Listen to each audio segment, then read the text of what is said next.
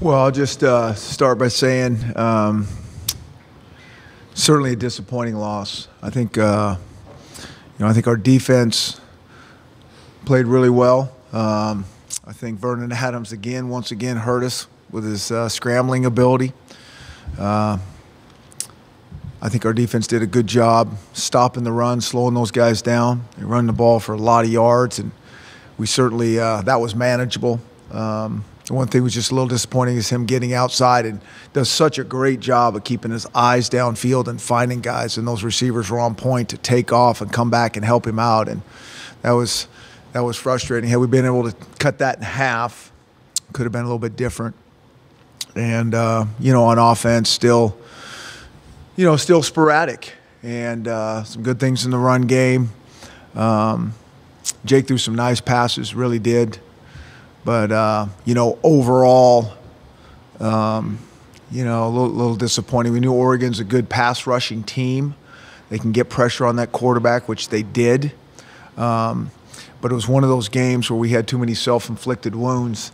Third downs were disappointing. Our penalties hurt us. They were untimely. We're only going to get so many opportunities. And, we had an opportunity to make a play in an end zone and, didn't make a play there. And so, it's a little bit of the story of the offense right now, of just at times great flashes and at times frustrating and inconsistent. And so, but I will tell you this, always have been really pleased how hard these kids play. They play really, really hard. And, we're halfway through the season. And if they can continue that mindset, which it's easier said than done, it's a lot easier when you're winning a lot of games and those type of things, to come out and fired up and excited, and it's all good, and the little problems stay little, and the big problems can even go away. But they've done a really good job of practicing hard and trying to get better. We just need to get better quickly. What's the update on Jake? So he's day to day, like all the guys in our program, unless we got a long-term thing. Is that one of the worries, Chris, about playing young players? Just the physical nature of their preparation and readiness to do this? Is that an injury that maybe doesn't happen to Jake Browning in 2 years, or is it just how it went? Well, possibly. It's probably one time he didn't need to escape out of the pocket. We had somebody open who he was actually trying to find. He just couldn't see him, and so he flushed out of there and got, knocked to the turf. And so, maybe down the road he does find that guy, but he does a great job of finding guys. Things like that are going to happen, and, you'd like him to be able to maybe just kick the ball out of bounds and not take that hit. If Jake, for whatever reason, can't go Saturday versus Stanford, is KJ the guy, or does that go? Is there a competition for that? Yeah, I think we're still kind of looking at that and figuring that out. KJ's, kind of been taking some of the 2 reps, but Jeff's certainly in there, and I think if it comes to that, and we'll kind of find out tomorrow exactly where we are, they're both going to get some pretty healthy reps, I think, if Jake wasn't going. And with KJ coming in at the end of the game Saturday, was that just because he was number 2 at the time, or it just felt like it was it? Correct. He was number 2 at the time, yeah. You guys have been so good in the third quarter. I think outscoring teams now 76-14 or something. Yeah. But coming out of the gate early in the game, you were asked after the game Saturday night, are there any patterns when you look back, any trends that you can point to? Or? I don't know. I really don't. We look at it all the time. We change practice. We try to move up some of the things we do, offense versus defense, early on, those type of things. We'll challenge them again tomorrow, about starting quickly and getting out of the gate and getting something going. And, yeah, I don't know why, there's certain trends that certain teams kind of get into, whether they're fast-starting teams or halftime teams. We haven't put our finger on that, but we certainly got to try to do better out of the gate on offense. In your previous coaching history, Chris, have you ever noticed an issue sometimes when you've had other teams that have kind of been sluggish like these guys have? We have. And, we've started practice differently and dramatically changed it. We've had teams that, have come out at halftime sluggish. And so, you're always trying to address those things as coaches. And, I think it's more of a mindset thing when you change it in practice, but just to address it and try to do something. When you say you talk about trends or things like that, when you've actually went through the tape, you haven't really ever seen kind of what you would consider to be a pattern? No, and like I said, if we had that, we would certainly fix that right away. I think some of it has to do with youth. I really do, of going out there and guys are, before they get settled down and get into a groove. I mean, I think that has something to do with it. Chris, there was the last two non-conference games. You guys were able to get some stuff done through the air, some pretty impressive passing numbers. It hasn't quite been there since conference play started. What have you seen, Cal and SC and Oregon do to kind of limit what you've been able to do? Well, I think it's a combination of some things. I mean, I think, like I said, let's start with who we're playing here. I mean, it's a pretty good league we play in, and I don't think it's just pass coverage. And I don't think it's just, up front. It's a combination. I mean, guys have some pretty good pass rushers. I mean, it seems like everybody's got kind of a special guy in there, or a couple, 2-3 guys that are really pretty solid. And then you couple that with some pretty good athletes in the secondary. So it's not any one thing. It's just we're seeing some teams that play a little bit better defense. And so, we would like to be more explosive there without question, be able to try to throw that ball down the field. I mean, that's one thing that's, hasn't really been how we'd like it. After looking at the tape, still fine with the pace on that last touchdown drive, or would you? Again, we always go back and analyze every single call and everything that happened. I think to do it over again, we would like to go a little bit quicker. The one thing that we knew we had to do was get a touchdown, or that game was certainly over. And so we didn't want to go into total panic, 2-minute panic. We wanted to run our best plays. Maybe looking back, we take off some shifts and motions to go a little bit quicker, in terms of what we could do as coaches to maybe help that along and save a little bit of time. But we were very conscious of, let's make sure we got our best stuff to get a touchdown here, or it's not going to matter what happens after that.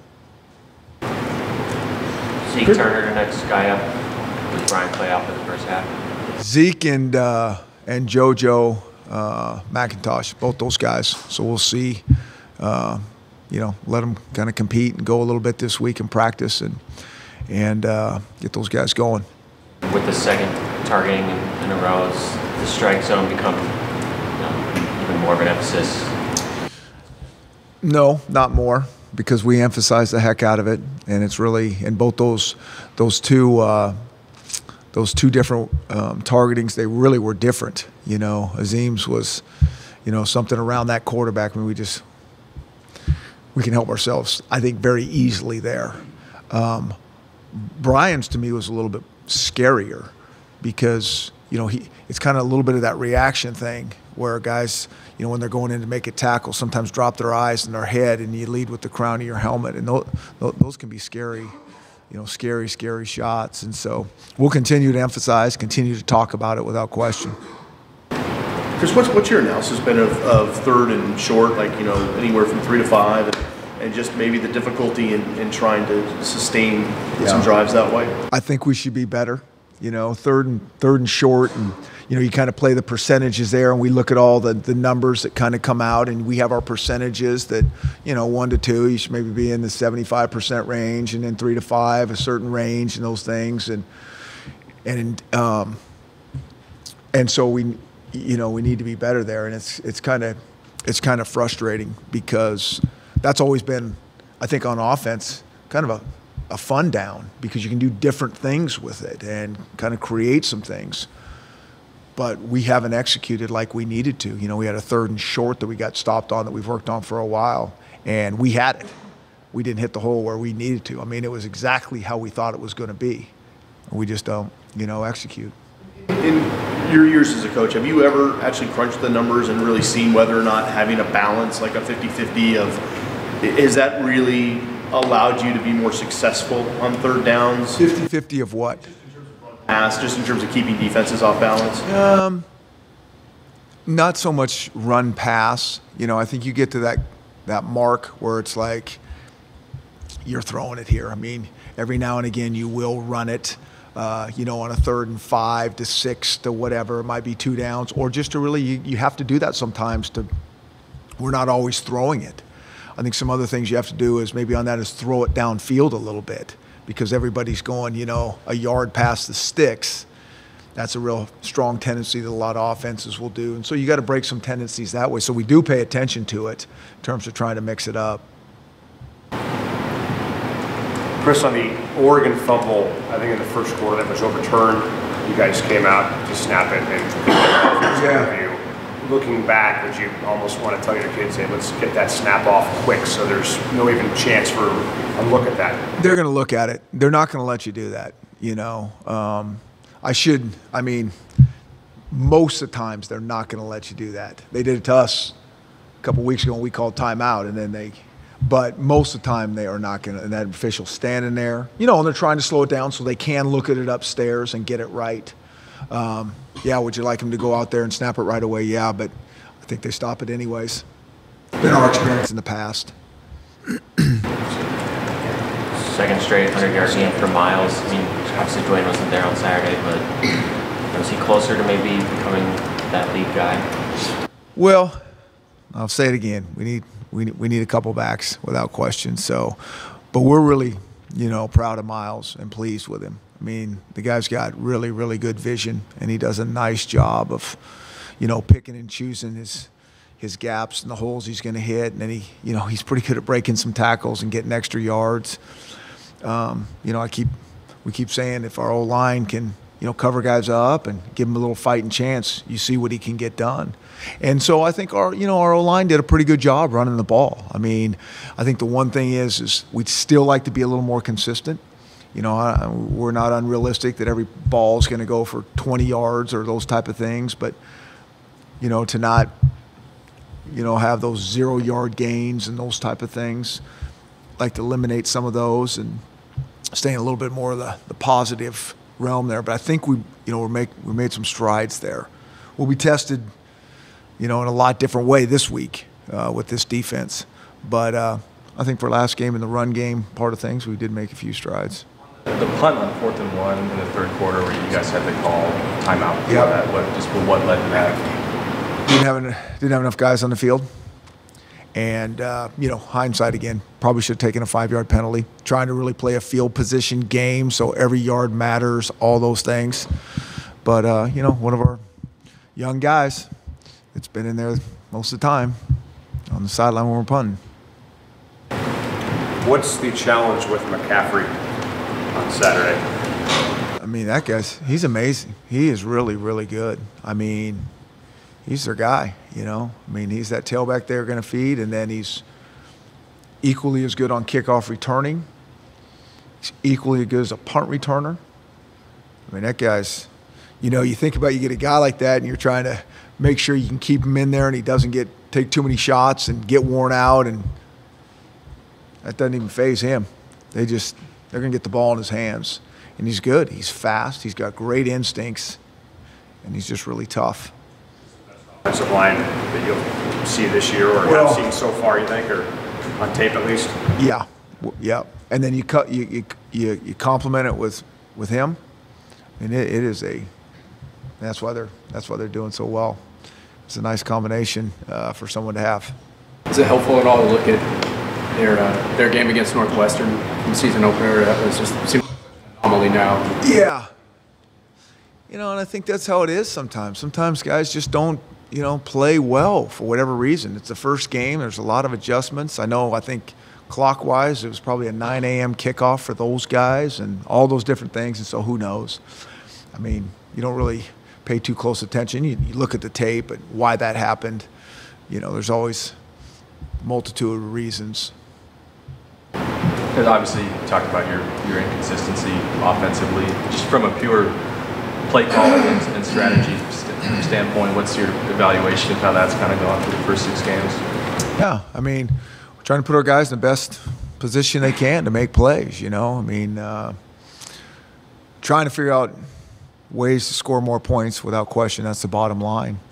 But, you know, we're trying to stay balanced and can't put it all on our quarterback and can't put it all on our O-line to pass protect him and those things. So we got to pick and choose our spots. And, we get a chance to strike downfield, we got to be able to make a play or two.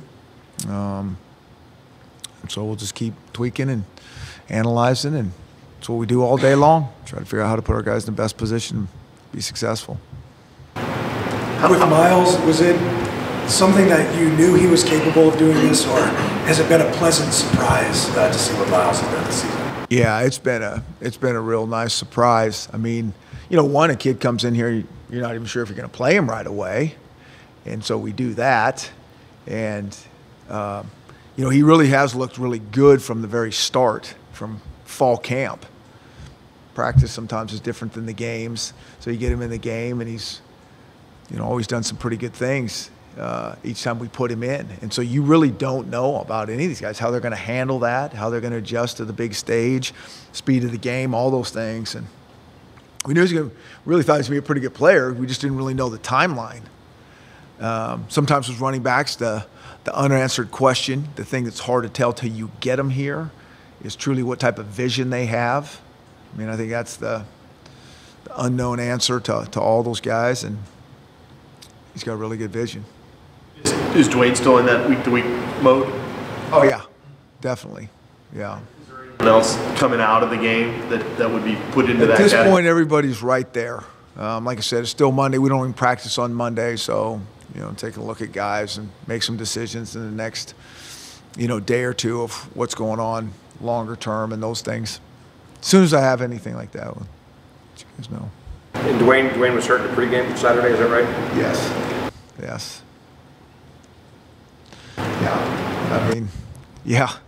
I mean, it's kind of been one of those seasons, and some of these type of things and some of these injuries that we have had. It's like, really? You know, I mean, from, you know, Austin Joyner, you know, with his knee, I mean, he runs down there and really it's a non-contact thing.